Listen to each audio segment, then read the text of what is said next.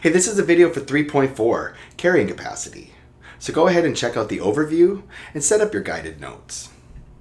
So the carrying capacity is determined by available resources in an ecosystem.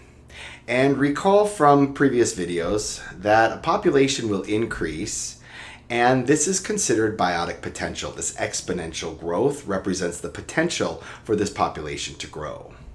But eventually they will overconsume the resources and there will be a reduction in the population. And that's because some of the organisms may have starved or some of them may have been consumed by predators. Now eventually, if the population recovers because some organisms have favorable adaptations. If there is not a recovery, it will lead to biodiversity loss, and this is because some organisms may have had unfavorable adaptations. Now this will go on and on. In an R-selected species, the population will fluctuate greatly. And it will fluctuate above and below the carrying capacity. Again, R-selected species tend to overshoot the carrying capacity and then have a massive die-off. So this will be a heavily fluctuating population over time. And a K-selected species will grow relatively exponentially, but then will slow down once it reaches near the carrying capacity. And that's because K-selected species, remember, have fewer number of offspring. So when we're looking at a predator and a prey relationship regarding the population size, we notice that the predator population is lower than the prey population.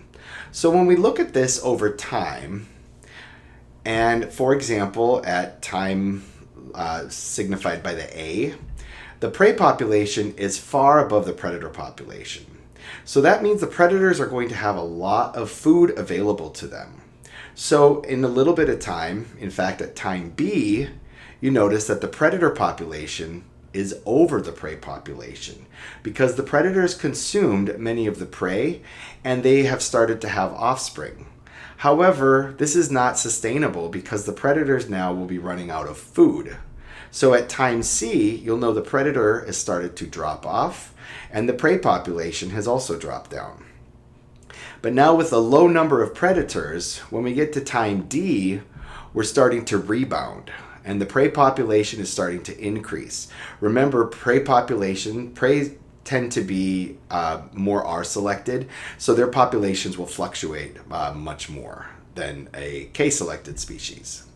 And finally, at time E, we're kind of back to where we started from, where the prey population is incredibly high and the predator population is low. So one thing you really should just pay attention to is the prey population will be higher, and the predator population will be lower, and it will be offset. The prey will peak and fall before the predator peaks and falls. So what I would like you to do is respond to this check for understanding.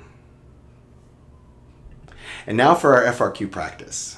Explain why R-selected species populations can exceed the carrying capacity.